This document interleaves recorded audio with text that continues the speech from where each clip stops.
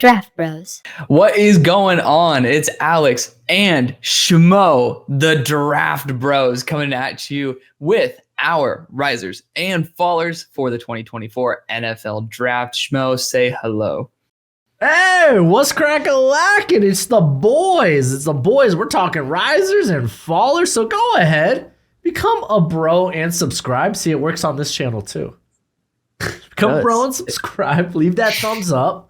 Let us know what you think in the comment section below. Who are some of your risers and fallers? Guys that you thought were going to do well and they've just come out and crapped the bed. Or guys you were like, where did this dude come from? Absolutely ridiculous. But I'm excited to start this sucker. We're going to be going position by position with one apiece each, right? Yes, sir. Yep, one apiece, one riser, one faller per position. I'll let you start it off with LQBO. All right, well, I'm going to start off with the riser for me is actually a little tough because I could just go out there and kind of like say, okay, maybe someone I didn't get a chance to watch and now it's moved up my board. Or I look at like a Michael Penix, so I was like, okay, the injuries kind of played a big factor in my projection. But we already know Michael Penix is good. I think I'm just going to go ahead and talk about Shedeur Sanders.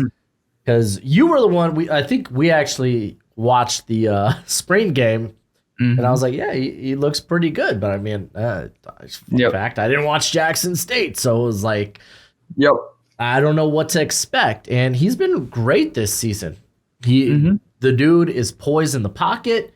He delivers a good ball. Might not be like the biggest arm in the world. Doesn't necessarily have to be with the anticipation and the timing he throws with. It would be nice if the offensive line was a little bit better, but I also think some of his sacks are kind of self-induced or self-imposed with just how long he wants to hold on to the ball and just kind of like keep the big play alive potentially there. But I mean, I'm sure that'll get better in time. Hopefully, if he does come out this year, he might end up staying because, Dion. And all, but no, he's been great this year. He really has. He's opened a lot of people's eyes. So, like, I think I kind of got to talk about him as a riser during this process. That's fair. I think we might have mentioned it in our quarterbacks video. He was my number 5 quarterback coming into the year. Still is my number 5 quarterback. I think he's going to return because usually to build a reputation, which to be fair, Prime has his own reputation, but to build respect of a reputation, you need multiple years of proven progress within, a very respected league, which D1 FBS rather than being part of the HBCU, going to be doing that. So I'm sure Prime's going to have a lot of pressure on Shedeur. I don't think the team's going to get much worse over the next year either. So they've already clipped their projected win total. So yeah, I know.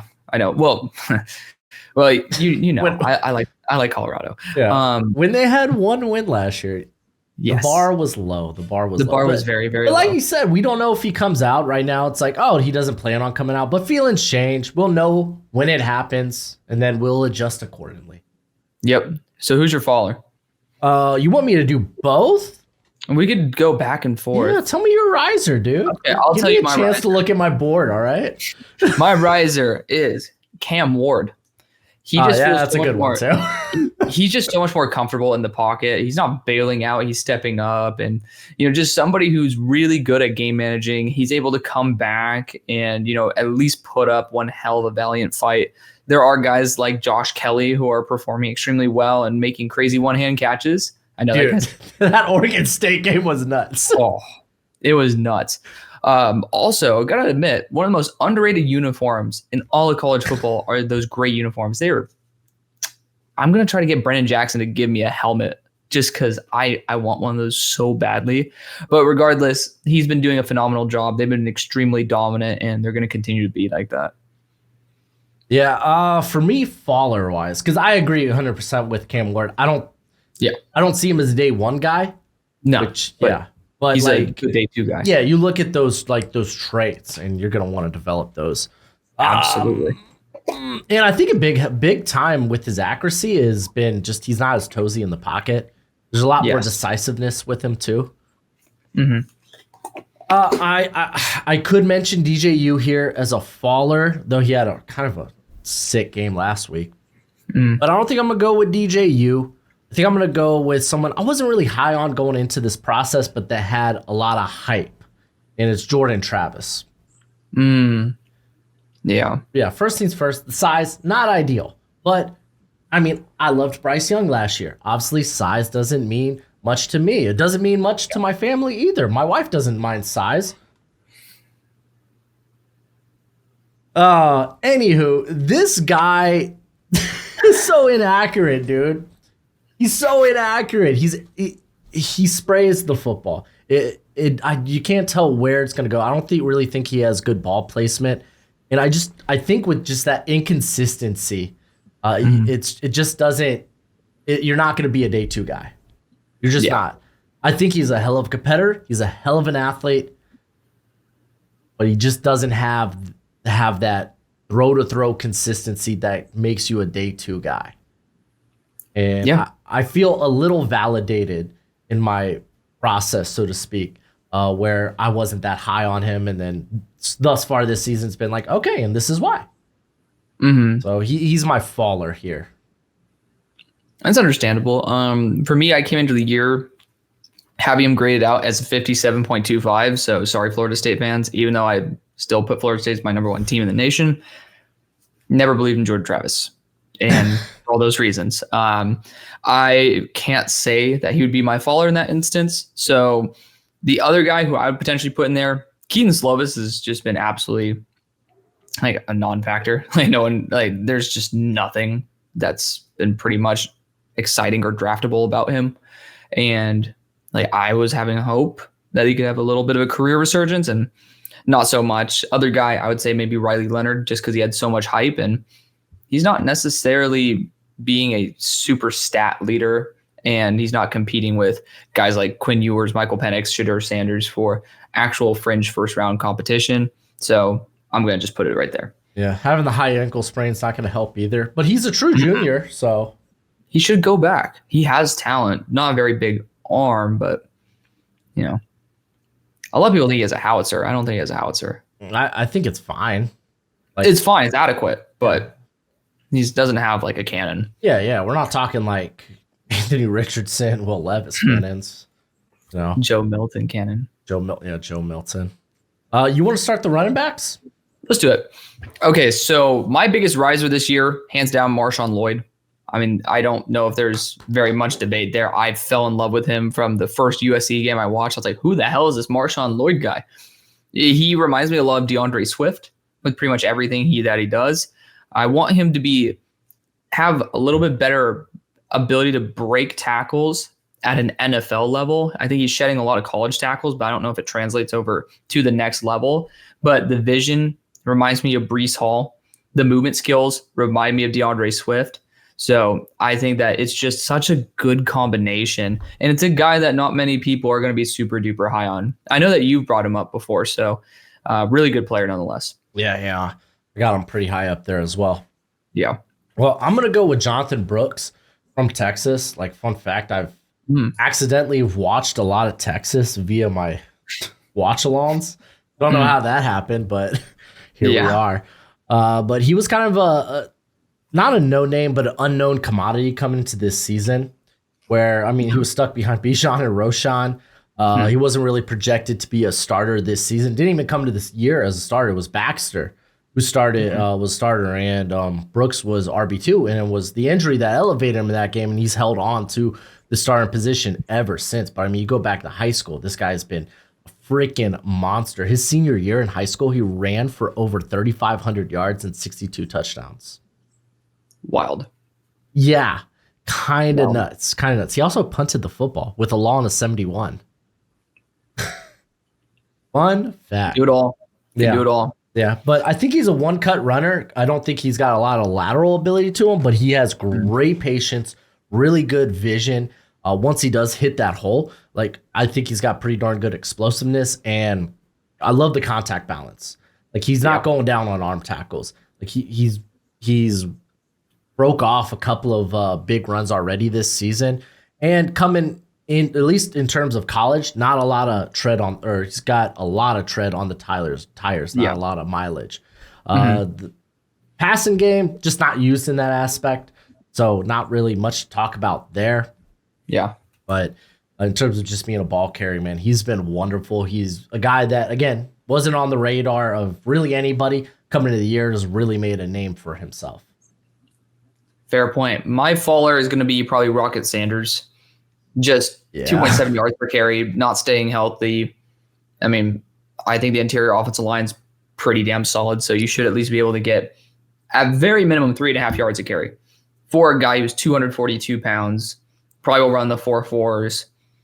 He has all the talent in the world, and it's not even a heavy passing offense either. So naturally, you should be, well, I mean, to be fair, I guess that means they load up the box more, but you at least should be able to have the offense carved out to where you can succeed. And he just hasn't this year, and it's very unfortunate. But we have a lot of good running backs, and that's why he's a big faller, because a little bit of a gap can create a large difference in the rankings. Yeah. To be honest here, I really don't have a faller. It might be just the running back class in general. We've just kind of lacked big games from any of these guys. Like the top guys coming to the year, like Trey Benson, didn't have a big game till last. I think it was last week they faced Virginia Tech. Blake Corum really hasn't had that big game. Braylon Allen wasn't used heavily in the offense because they were now implementing who's their coach? Luke Fickell. Yeah, he wasn't implemented a lot in that scheme, and now he's starting to get those carries. Donovan Edwards hasn't done much. Travion Henderson, I believe, has been dealing with an injury recently. So it's like, I don't like, for me, like kind of the faller is just the top of this class. You already mentioned Rocket Sanders, just being unable to stay healthy. So it's like, for me, the faller would be just kind of the general class in general. How many times can I say general? General Broshmo. General Broshmo. So General Broshmo, what are your orders for your riser at receiver?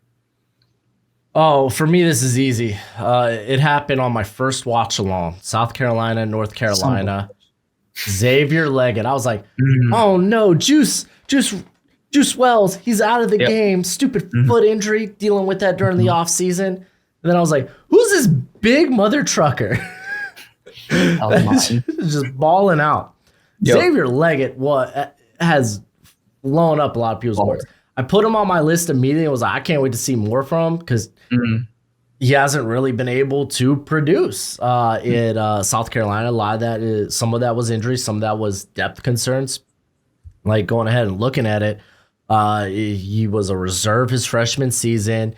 He had several injuries in 2022 and 2021. He was limited, I think, because of a motorcycle accident where he recovered quickly and was actually playing with open wounds. He would just have them like tape them up and just be like, all right, good to go. But he's been stuck on the depth chart there. He was stuck in 2022 and kind of had that burst out, like that breakout game in the bowl game against Notre Dame. And then this whole year has been a breakout for him. Just a guy at his size coming in at 6'3", 227 with that much speed. I think he has the fastest, however they track times. It's the fastest time this season in terms of just miles per hour. Just redonkulous. This guy's been a monster at the catch point. Not the most creative route runner. Don't have to be. When you're big and you're fast, you could get away with that. When you're a monster at the catch point, oh boy, he's just screaming potential alpha X wide receiver at the next level. Yeah, this guy just came out of nowhere. I firmly have him in that second round conversation with fringe first round. Hopes and dreams. He's a fun player. That would have been mine. Yeah, that would have been mine. If I had to choose another one, I gotta, I'll go Jermaine Burton. It's not a big riser for me, but it's a big riser in general. He's just been far more consistent. That's the thing. And then put up 198 and 2 touchdowns this past week. I mean, I've obviously, for those of y'all who have been following both of us, we've both been very high on Jermaine Burton over the past couple of years. The faith sometimes tapers off here and there for one of us. For this one. But I love Jermaine Burton. He's spectacular, just one of the best overall receivers in college that never got respect. But it's because he didn't put up the numbers and consistency that we thought he would when transferring from Georgia to Bama, and he's starting to do it. So big fan of that for sure. Yeah. Fowler, I was thinking about maybe Juice Wells just because he's been limited with the foot injury. But I mean, we know the talent. We saw it last season. So I'm not gonna put him here. I'm gonna put Moose Muhammad just because. Damn, dude, what? That's my damn. Going for both of mine. Sorry. Shit. Not sorry. I didn't think you were going to go that way. Damn, well, I mean, when the guy's only had 15 targets this season, I mean, how can I ignore it? Yeah, exactly. He just hasn't been utilized a ton. Just hasn't. As someone we thought might have like day 2 aspirations, just really hasn't done much of anything this season. And it's honestly a shame, man, because I think the dude's got the skills to pay the bills, man. But I mean, without that production, I mean, you're looking at a day 3 guy you're willing to take a shot on. Damn, I didn't know that we were on the same board or on the same playing field right there. So for me, I'll take the low hanging fruit, Brew McCoy. You know, talent level, still an amazing player, but his leg was pointed the wrong way after that last hit. And some guys can't come back from that. I hope Brew can, but a fracture of your leg, not necessarily something you'll bounce back from. So yeah, it's gonna be tough. Yeah. For 220 pounds as well, like that's a lot of force that you're gonna be putting on. It's not like you're 175, and it's just so much more force that you're putting onto an already weakened area. So very unfortunate. Yeah, honestly, with this like receiver class, we could talk risers all day. Oh yeah, absolutely. I mean, there's so many new names I have on my list. Oh yeah, dude. There's like a billion that I have. Like Roman Wilson, for example. That guy's been balling out too. Yeah. A guy that I've liked recently is Malik Neighbors' teammate, Brian Thomas. Yep, so good, dude. I debated talking about him too. Yeah. I'm hoping I'll talk about him in a later video. You want to start us off with? I feel like tight ends. We're gonna do this quick. He's draft eligible. Probably will not come out. Mitchell Evans, my big riser. The Michigan or the Notre Dame. Unbelievable. Like I think he doesn't rival Brock Bowers remotely, but he gets far closer than any other tight end. Just fluid as a route runner. Reminds me a lot. Honestly, it kind of is a combination of Laporta and Mayer when I look at him. So big fan of that. Obviously, I was a big Laporta guy, but I just see those similar movement skills and big fan of that. Yeah. Like I was looking at the tight ends, I was like, man, how is it just not Brock Bowers? I feel like Brock Bowers has just done more to hurt this tight end class than anybody else. Like it was really hard to find an actual riser. If I really had to pick one, maybe Cade Stover. Like he's been playing good football. Yeah, he's been playing good football. He's more than I thought he would be coming to the season. I still think, not the most natural ball skills, but they're a lot better. They're for a guy that made the move from defense to offense. Like he's growing and he's shot up my board ever since. If you put my gun to my head and I had to pick one, it'd probably be Cade Stover. Ben Sinnott's looked a lot better recently. Sinnott too. He's been a lot involved at that miserable Kansas State team. I know. Like one week they have offense, the next week they don't. Faller for me, I wasn't high in tight end class. Yeah, the whole tight end class, but I would go Jatavian Sanders. He's had some good games here and there, like 114 yards for Alabama, awesome, but 13 yards this past week. That is not acceptable, especially in a loss versus your biggest rival. You just need to step up, and he didn't. He also dropped a ball in the red zone, which I believe got picked too. He did. So. He did. He did get he got knocked. He got hammered. Yeah. But you got to hold on to that. That's the red zone. It's a big moment. Anybody's got to hold on to that. I'm going to be equally harsh on everybody, but I'm grasping at straws here to pull one guy out. But, I wanted to give a little bit of some harsh love to Jatavian.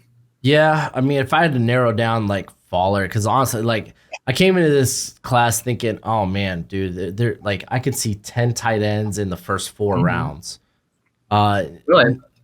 I thought so. I had a lot of projections on some guys like your who's the Alabama guy? CJ Dupree. You Oh, had Oregon. Like I had projections that I thought yeah. even like Yeah. McClellan Castle from Tennessee, who was like coming up from like FCS. Yeah. If I had to pick one though, Brevin Spanford out of Minnesota. He just looks like he's probably a big Receiver. Honestly, just maybe an undersized tackle because he's not natural as a receiver. He already has, I believe, a ton of drops this season. He has a big issue with drops. Yeah, there's no natural ball skills, and you just look at him and be like, okay, maybe he's a blocking tight end at the next level. Like maybe he's a tight end. But he's not. He's got 4 drops, and he's man, yeah, 5 drops this season. Golly, dude. Only 66 receiving yards as well. So that's just such a shame. Yeah, if I had to pick one guy, it was him because he was probably a guy that was getting a lot of that at least 3rd to 4th round love. And now it's like I look at him like late day. He's top 64 for me. Yeah. Like genuinely, I think he runs routes very well. I don't think he's a good receiver, but I think he runs routes very well for his size. But you got to catch. It doesn't matter if you're open if you can't catch. And then I don't think he's a good blocker either. So 270 pounds goes to waste. Tight end class. Let's get to something more happy. I'll let you start off with the tackles. I feel like you're not gonna have this guy because you are already high on him. Wait, pause. Do you want to do one left and one right just because, like for the risers? Because I feel like we could do that. Oh, let's just simplify it. All right. Make the videos as long as we have. All right. All right. Go for it. All right. I am gonna go with your boy. I'm gonna get the name. Tolisa Fuaga. Talise Fuaga, whatever.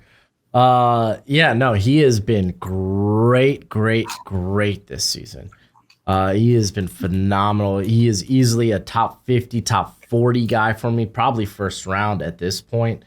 He has really emerged. Like he went from like, oh, this is a horrifying, just like murder you in the run game type of blocker to like, okay, this guy can hold up in pass protection, even to maybe some quicker pass rushers, because he is a big guy coming in at 6'6", 325, and even a big guy with nimble feet, you're gonna struggle with like quicker pass rushers, but he does a good job. He's got good length, uses his hands well, and yeah, I think he's firmly in that first round conversation. OT3 is to me a wide open spot at this point. I still got hopes for Mims to return healthy. JC Latham has traits. He's been doing a lot better too. Statistically, he's doing better, but I'll get to that. Yeah, but if I had to pick, I'd be Fuaga. You were the first on him. I loved him from the moment I loved him. It was so. The way I scout players primarily, I don't watch every single game on planet Earth, but the games I really care about are the ones versus guys they'll face at the next level. And I saw that he played Tuli Tuipulotu, and I was like, I need to see this game. I need to see it. And when I saw this man plow Kalen Bullock twice and pancake the hell out of him, that's what sold me. So, yeah, I mean, I took a big down the field just. Hey, little man, come here. It was just it's so fun. He's just such a wrecking ball. So obviously, I'm not going to put him. Technically, he is my biggest riser because I had him pretty much grade out as like a 78, and now he's great as a 90. But to not do that, I am probably going to go towards JC Latham. Now, I think improved a ton. So, yeah, he was my tackle number 10 coming into the year, and now he's probably going to be around that like tackle 5 territory. I still see him give up early on reps, standing completely still, while the play is still going on. That's a big no-no for me. As someone who used to play offensive line, you're protecting somebody. It's your job, to not be lazy. Now, am I saying he's lazy? Yes, I am. just be completely honest here. When you give up early on a rep, and I see Milroe start scrambling, and he stops blocking the edge rusher. There was an example actually this past week. Milroe started going, and he broke the pocket, and then J.C. Latham stopped blocking. Then there was a linebacker that came up and hit Milroe and stopped his progress. The edge rusher that J.C. Latham was blocking ended up getting a hit on Milroe. That's not okay. You can't do that. It happened last year. It's still happening now. But undeniably, he's gotten a lot more comfortable. So I think his production is good, if not great. He just still needs to have that one area of growth. And that very well might keep him from being draftable for me if he still plays like that at the end of the year. But again, I don't think he will. I think he'll get better. All right. Well, when it comes to Faller, I could pick some of the guys that are hurt, like Zion Nelson's been unable to play. Robert, dude it hurts. It hurts. Let's not talk about Georgia Tech game. Let's just not. No. There's Robert Scott, who I don't think he's played since the opener where he got hurt. I'm positive. Don't quote me. But I'm going to go with Julian Pearl at Illinois. Damn. Maybe I should have went with an injured guy. You should have. My bad. Pearl, dude, I had him in my top 10 tackles video prior to the season because of the length and the movement skills. And he wasn't that good in the opener against Toledo. And then he was awful against Penn State. Chop Robinson, was it Isaac Adisa, had a field day. Yep. Field freaking day with Pearl and unfortunately Isaiah Adams, who had to kick to right tackle. Yeah, that's which I'll give him the benefit of the doubt on that, But that Illinois team's just bad this year. I know. Yeah, it doesn't make sense. Yeah, but Pearl still has those good reps. It's just so much more inconsistent. And left tackle is a game of consistency. Oh yeah, dudes be feasting. Yeah, right now it's firmly maybe a day 3 project that has the traits. Mm-hmm. Oh yeah. For me, I mean, I could go for the low-hanging fruit of Robert Scott because that's probably the number one guy in terms of falling because Bless Harris ended up, I'm pretty sure it's Bless Harris who's taken his spot, but has done a very valiant job. So, that sucks for Robert Scott, but it is what it is. Cry me a river. But I am going to go with Joe Alt because I think with the emergence, Olu Fashanu has become God tier. Yeah. Talise, for me, on another level. Joe Alt was secured as my number 1 tackle, and instantly he's dropped down to 3. That's not a big difference, but when you are the creme de la creme, and now your left tackle number 2, OT 3 for me, and Amarius Mims could come and continue developing, and he has better athletic traits, so he could potentially jump. It just looks a little bit scary because Joe Alt was the master of efficiency, the master of consistency. He's starting to have some slip-ups. I mean, Louisville had their field day. Let's talk about that. But, but still, Joe Alt, for someone who's so consistent, has been showing a lot of cracks that I think should be adjusted for, and I'm excited to see him bounce back. But if he doesn't bounce back, that scares me. So it's a TBD, but Joe Alt could be the faller, so to speak. All right. You want to start us off with the interior group? Hell yeah. So, I don't know if I even want to say it, but Christian Haynes. Yeah. He ended up becoming a blue chip player for me at the start of the year. But, he's continued to play extremely well. Started out the year a little bit slow, 3 pressures allowed. He allowed 3 last year. So it's oh no. But when you look at it, 4 out of those 5 pressures were from one man, and that's David Van. Don't know why. He literally just is kryptonite for Christian Haynes. But this dude's been an absolute menace. He's improved his run blocking as well. One of the most athletic offensive linemen that I've ever seen from the interior. Has the power, has the size, just overall extremely efficient for somebody at a certain school that is not known to produce high-tier offensive linemen. You got Matt Peart. But besides that, you don't really see this place as a generational or as a place that generates top tier NFL talent on the offensive side. So it's good to see that sometimes talent can thrive even outside of the best conditions. Nice. I'm going to go with, I kind of talked to you about him prior to this, but Jackson Powers Johnson, the center for Oregon. It's been wonderful this year. Last year, he started, I think, right guard. No, he was in the rotation. He was mainly playing right guard.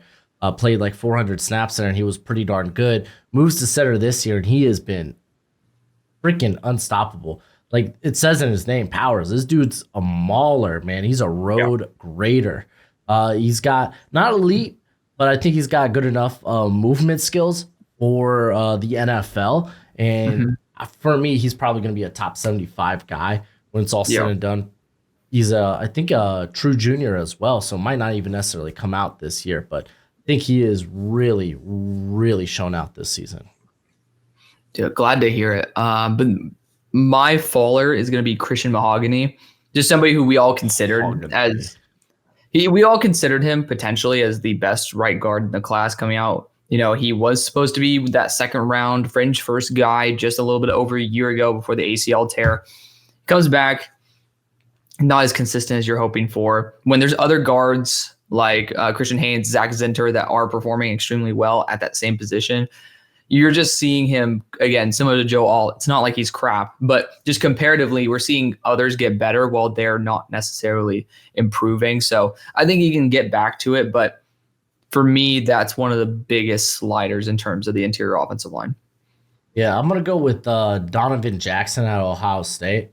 That was the next one. Yeah, I think he's probably going to stay. Get another year under his belt to try to polish up some of the things. Like he really struggles against like explosive guys, smaller guys. Like it happened last year with Eddie Adebari, and this year Howard Cross just ate his lunch in that game. So I think in terms of like he's got the length, he's got the athletic traits. He's just got to work on technique and such. So for me, he was kind of like the pick there. Oh yeah, no, I fully agree with that. So we're going to the defense. You want me to start with edge or interior? Let's go interior. We're still on the interior. All right, let me find me a faller on the interior. I got a faller. Yeah, I know you got one. I think it's actually going to be the same guy too. Is it? Well, I was going to go with Dwayne Carter at a Duke. Oh no. Well, you weren't high on him. I guess that's true. He was my lowest graded interior defensive lineman coming into the year. Yeah, well, I'm picking Dwayne Carter out of Duke. I had him as I think a potential top 10 guy. I don't know if he made that top 10 list for me, but oh wait, I'll talk about my faller first. We'll switch it up here. Yeah, we'll switch it up. We'll switch it up. Defense, we start with the fallers, and then we end with the good stuff. I like that. Let's actually do that. Yeah. Cool. So Dwayne Carter, I don't think can handle power. No. And that's kind of a big thing at the NFL level. And that's going to firmly put you in like the mid to late day 3 area. And when you look at this cat, it's like you love what he can do as a potential pass rusher, as a penetrator, as a disruptor. But that might be all that he can do. We've seen guys like Adi Tamawa, I was huge on, but he kind of fell because of the same reasons. They thought, okay, we need to develop this guy to be a potential every down player. And it's kind of the same for Carter. He obviously he's not nearly as gifted as Eddie Tamawa was, but yeah, Carter's got a long, long way to go when it comes to matching power that he's going to see at the next level. I know. So my faller, so to speak, would probably be David Van. I had him in my top 50. Only reason is because I had him in my top 50. Okay. He's a really good player. I would take him early day 3. If you want to kick him to the inside exclusively and put him as a 3 tag, I'd take him late day 2. Let me clarify that. I was just getting ready to crown this guy within the top 50. And that's pretty bold. Just watching the Christian Haynes tape. Well, the thing is, you look at the statistics. This guy, 1, is a pressure machine. But 2, it's my number 10 player that 80% of all the pressures he let up. I mean, technically 100%. roughly 100% of all the pressures that he let up over the past 2 years came from this man alone. So naturally, I'm going to be extremely high on him until proven otherwise. He's just not the most athletic guy in the planet Earth. He's used awkwardly on that defense. So I think in the specific role of being a three tech, just line him up over the right guard, he's going to feast. But besides that, I see way too much inconsistency. I could have just talked about Tyler Davis because I just don't really think that he's been spectacular. But, there's a lot more love to go around for this defensive interior class than hate. So, Yeah. just had to put that out there. Yeah, I mean, with Tyler Davis, he's kind of already working uphill with short arms and just being stout. I know. For my biggest riser, I'm going to go with one of the Notre Dame guys, Yeah. Riley Mills. I'm going to go with the powerful one because I just think it translates to the next level. Coming in at 6'5", 306.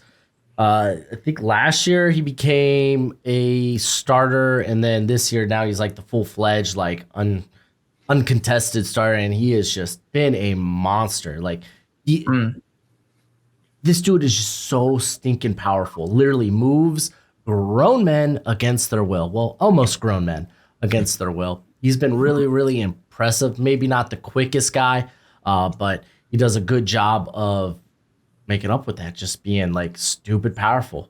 Like, okay, Yeah. I might not be able to necessarily get around you, but I can bet you $10 I can get through you.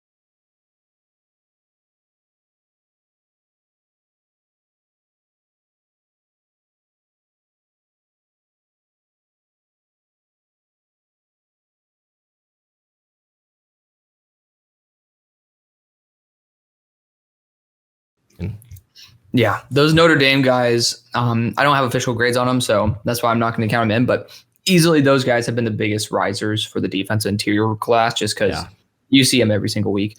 Someone who I'll bring up just because it's a little bit easy, it's a little hanging fruit as well, Mason Smith.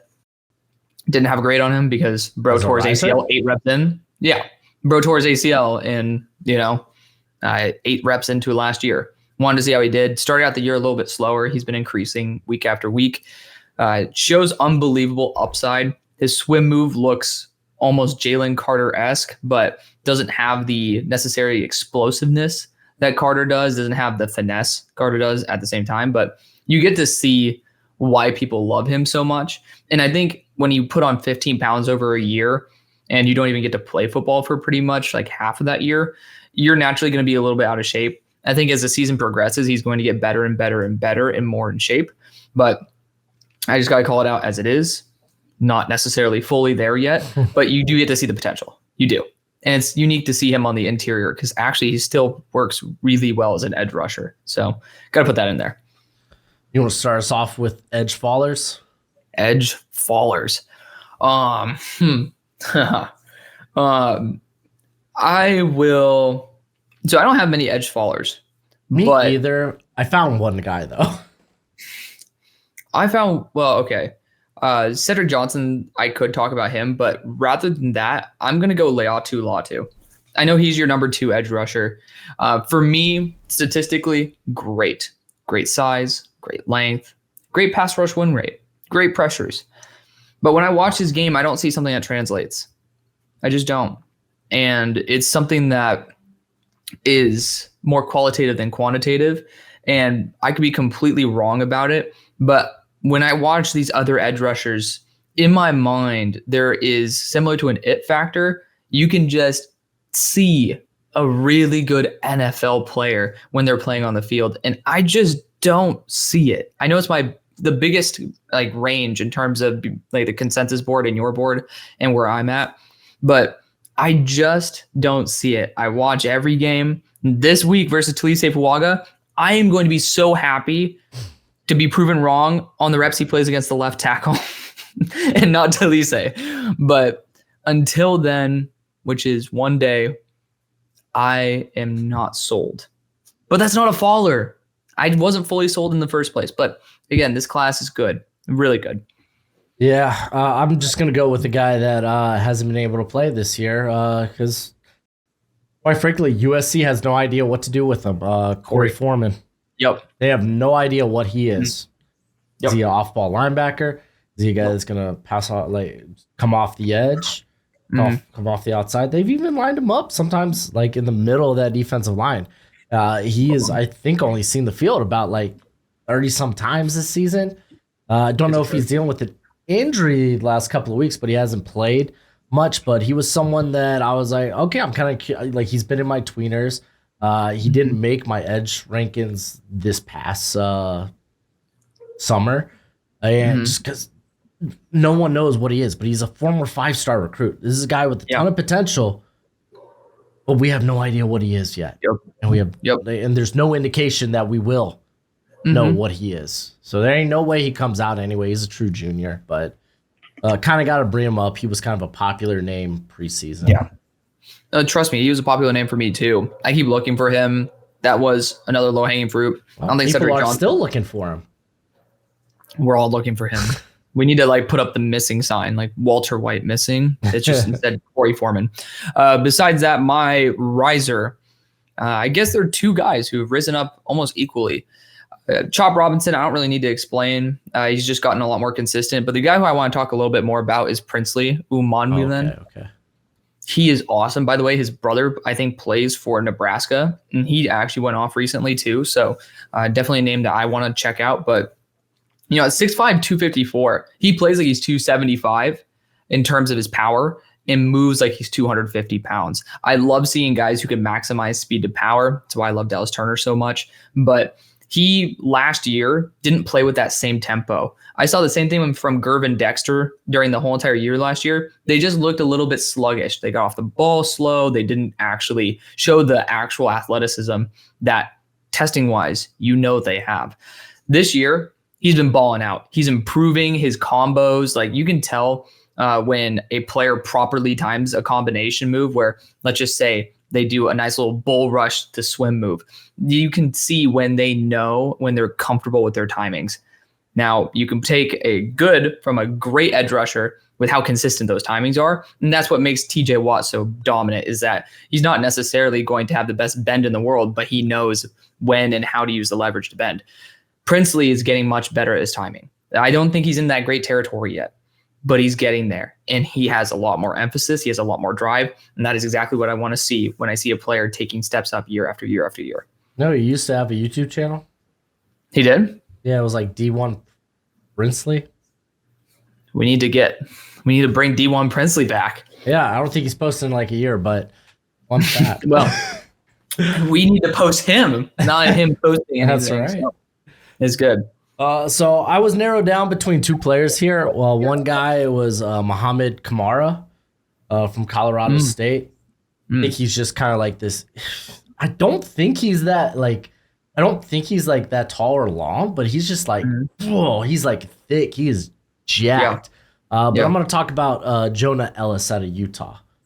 Oh, that dude has been a flipping monster. Who told you about him? Some nobody. So coming in at 6'2", 246. He looks a hell of a lot bigger than that, by the way. He does. I do not believe he's only 6'2". I do not believe he's only 246. Yeah. This guy looks taller. He looks longer. He looks thicker. Golly gee. And you know what? The NFL is in his bloodlines. Like I was like looking at his background. His like father was a former first round pick by the Detroit Lions in 1995. Played 10 years in the league. He has 3 brothers that all at one point played in the NFL.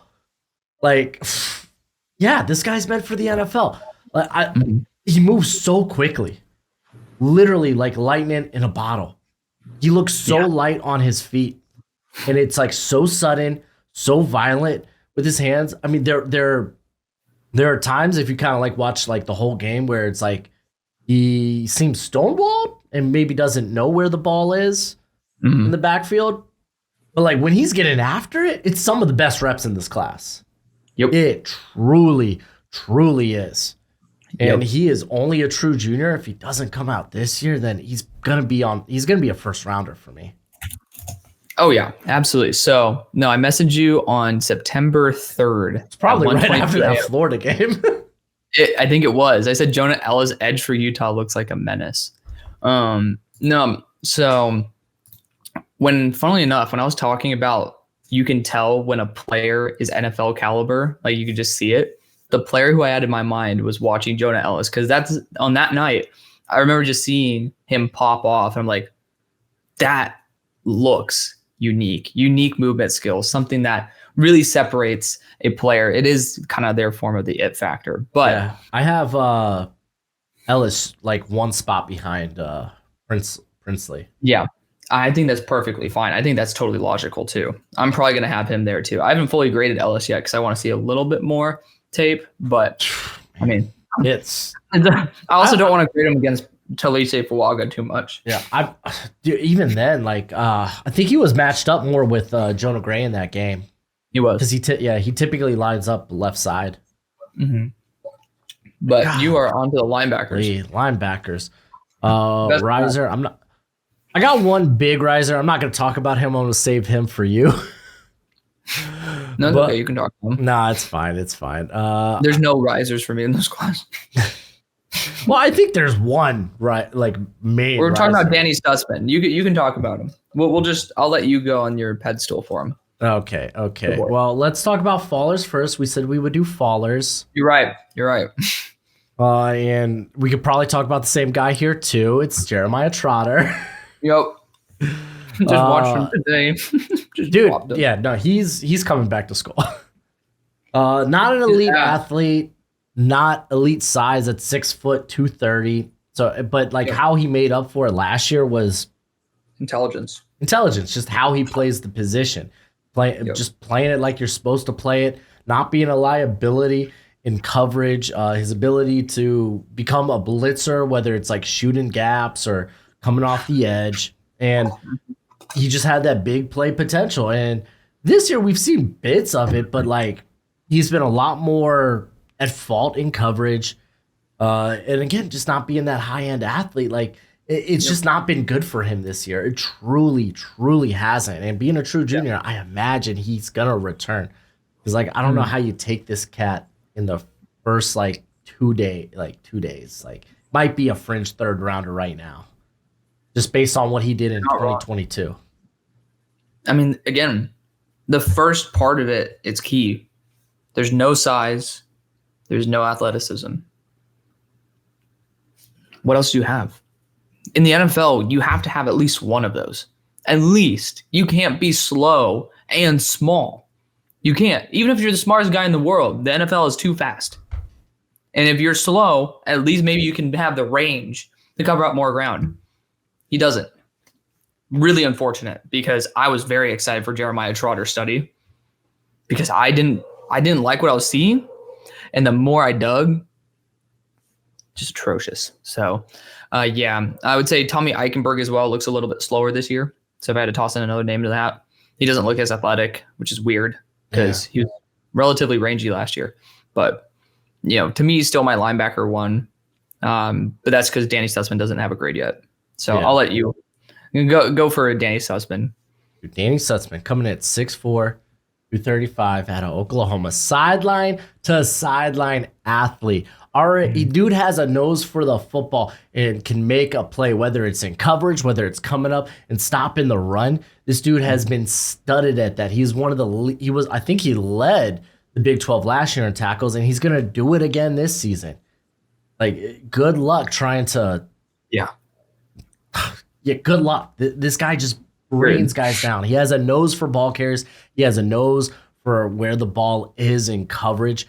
To me, he feels like the most complete guy in this class. He's got a frame that'll allow him to put on more pounds if you want him to, but he doesn't play small at 235.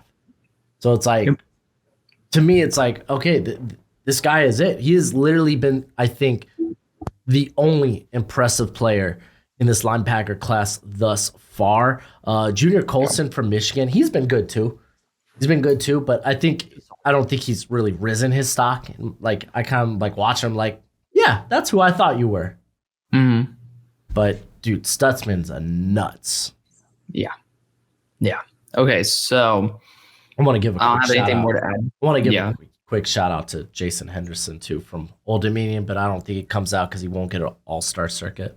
Yeah, it's so unfortunate that, like, well, it's not. I guess it's not unfortunate.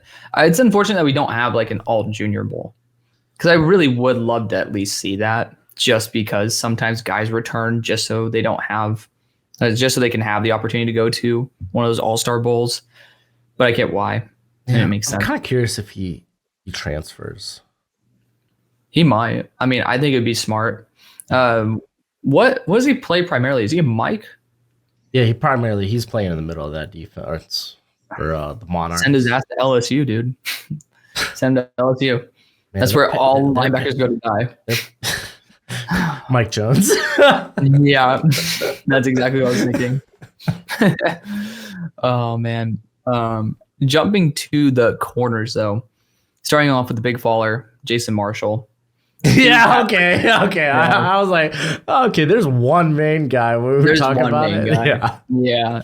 Jason Marshall has allowed 4 touchdowns, 2 this past week to Vanderbilt.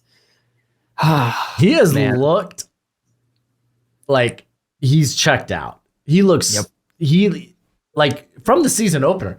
He allowed a long touchdown, like right on the opening drive, like 2 plays into Utah. Yep, 70 yards too. The thing is, until like 2 weeks ago, I was still trying to put him like as like a potential first round. I'm like, he's gonna come back. He's gonna do it. He's 6'1" and 200. Well, I was saying he's gonna bounce back, not come back. No, he's not. He's not. He's gotten worse. And they keep switching him from right cornerback to left cornerback. I mean, just let the dude play one position and at least just fail at one position rather than fail at both. It is what it is. But again, he's actually gained 5 pounds too. He went from 197 to 203. Maybe there's too many Krispy Kremes going on over there. I don't know. Could you trying to draw conclusions? Like it just doesn't make sense. Like 1 interception, 8 pass breakups, 0 touchdowns last year. 2 pass breakups, 0 interceptions, 4 touchdowns already. What happened? Florida. That's what happened. Man, there you go. I mean, he is the easy faller in this class. Yeah. I'm gonna go with Tony Grimes. I was so excited for him coming to this season with the move to Texas A&M. He loses the starting job to Josh DeBerry to open the year, and I think I was just looking at him now because I was like, man, he hasn't even played a snap this season, and he's been dealing with a lower body injury, I guess. Last couple of weeks. So dude hasn't played a snap. Like this is a cat that has all the potential in the world, but he got beat out by a guy significantly smaller than him. Granted, DeBerry balled out opening week. Not been so pretty recently for DeBerry, but kind of is what it is. That's what happens when you put a slot corner out there on the boundary or on the perimeter. Florida. Florida. But stinking, man, Grimes, he can return for another year, and I imagine he does. Yeah, Florida and A&M, man, where DBs go to die, apparently. Well, I mean, A&M had all those DBs drafted last year. Not super duper high, to be fair. Jalen Jones is 7th. Yeah, Antonio Johnson was a 5th. A lot of people pegged him as a 3rd rounder at least. Mm-hmm. Damn. That's so depressing. R.I.P. draft stock. Yeah, speaking of R.I.P. draft stock, R.J. Moten, safety. Hey, whoa. Let's talk about risers. Oh, right. And not be a douchebag to the safety class yet. But he's ass. I had to get that out there because we're talking about Florida. Riser. There's not really a huge riser for me. But if I had to do it, it'd be TJ Tampa. No, he was consistently. Yeah, I mean, he was consistently on my stock reports last year, just being statistically very solid, very high coverage grade, always. Good size at 6'2". I think he's 6'2". What? Is he over 200? He is currently 200 on the DAT. Yeah, so 6'2", 200. Just been consistent over the past couple years, and not someone who would be extremely poppy in terms of you'll be like, oh shit, that's him. But he's made quite a few big plays this year. There's one going around where he jumped and lurked a poorly thrown ball, and good for him. He's been phenomenal. Fun fact: his parents actually go and like the tweets that go about him. So that's kind of cool. Shout out to his fam. Seems like they're extremely supportive people too. Or I'd go Kalen Carson because he's been rising up people's boards too. But TJ Tampa, consistent. I think Carson's been a little up and down, but so is Wake Forest. So yeah, exactly. There you go. Yeah. I got a couple of guys I don't mind talking about, like Kyrie Jackson. If he wasn't, a full-fledged grown man, he'd probably be higher on most boards. But I mean, he's a guy you could probably plug and play in the NFL and feel good about. So that's going to help to some regard. But Terran Arnold from Alabama. I think, yes. Ever since that Texas game where he was, he was all right. He had the bad penalty. I think can't remember if he got caught on one of those balls by AD Mitchell. But ever since then, the dude has been locked down. Yeah, as you said, he came in as already like a phenomenal athletic specimen. He used to play safety in high school, and a lot of people were like, "Oh man, this guy could probably make the switch to corner and get paid lots of money." And everything's starting to click for him. Like the technique. Why I don't think it's where it needs to be. It's again considerably better, and we're already talking about a guy who's a phenomenal athlete. And who's got another year. If he wants to wait it out, I mean, to be fair, he's actually got technically 2 more years of eligibility after this season. But, I mean, depending on where his stock is at the end of this, if it's not first rounder, come back, young man, because you're going to be a first rounder in 2025. Yeah, I forgot about Terran Arnold. I had to scroll down a little bit to see him. Another name, Kobe Bryant. Him just having that one hit versus BYU. Dude, if he wasn't so freaking thin. the stick bug. He's like what, 175? Doesn't hit like it though. No, he hits like he's a 195. So good for him. But just another really fun player to watch, nonetheless. I have safeties and slot corners combined, but Same. I started the last one. I'll let you start this one, even though I already talked about my stock down guy because he's butt. Well, just talk about your stock down guy. RJ Moten. While I figure out mine. Yeah, RJ Moten has just non-factor. 6 foot 223. Maybe he started eating those Krispy Kremes too. Like it kind of feels like the emotion that and the vibe that the defensive line had last year, which is the sluggishness and just the overall lack of production, switched with the secondary. And this guy, he's gotten into like the 20s in terms of his PFF grade too. He's been atrocious. Yeah, they've been actively trying to keep him off the field, which really breaks my heart. I thought he was going to be a breakout guy last year out of Michigan. Yeah, like right now, his tackling is in the 20s. My bad. He has a 48.8 coverage grade on 44 coverage reps. He is, he's only allowed 12 yards, but just apparently he's been butt cheeks. He's missed 40% of his tackles. Just not good. Not good from somebody who had a ton of potential. So RIP to that. The Krispy Kreme has been, unfortunately, bugging the secondary. Yeah, I'm going to go with, just because I'm it's kind of a big question mark on what position this guy will play at the next level, and it's Andrew Makuba. He's primarily been playing slot this season, and honestly he's been pretty solid in that regard. Yeah. But again, slot corner kind of get knocked down boards for being a slot corner. So, despite it being a stinking starting position in the NFL, but it kind of is what it is. I don't know if he has the ability to play outside, but I won't bet against it. But the thing is, we just haven't seen it. So, like, he's not going to be looked at anything more than as being a slot corner. Yeah. So it's kind of put his stock in just kind of this Fritz. Like, you're probably a third rounder then. Even though, like, from the just the athletic ability, it's like, oh man, this guy really should be maybe a top 50 guy. Yeah. Whew. There we go. Oh, we didn't talk about risers. Dude, I'm off today. You're off.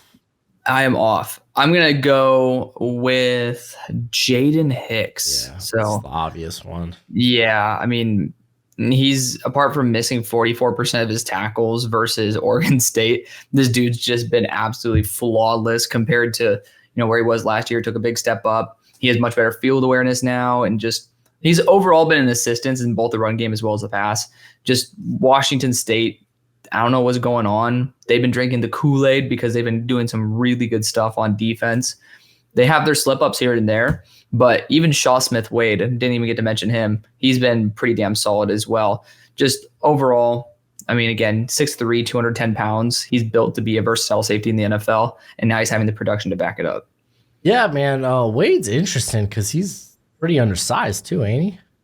I don't remember. Shaw Smith-Wade. Is he related to the other Smith-Wade?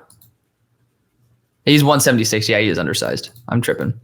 Who's the other Smith-Wade? The Smith-Wade that went to the NFL from Ohio State. Was he Smith-Wade or wasn't it just Sean Wade? You might be right. I was like, hold you might be right. Here. I thought it was Sean Smith-Wade for some reason. But yeah, Shaw Smith-Wade's been good. He's been very good. Oh, man. Just undersized. Yeah. I'm going to go with a slot guy. Since Hicks was the obvious one, Yeah. Hicks was the obvious one. Some people might be like, oh, Tyler Nubbin. It's like, yeah, we all kind of knew Nubbin was good, though. Yeah, we did. Yeah. I thought you were going to say something. Oh, no. Well, I'm going to go with Texas slot corner, Jahdae Barron, I believe.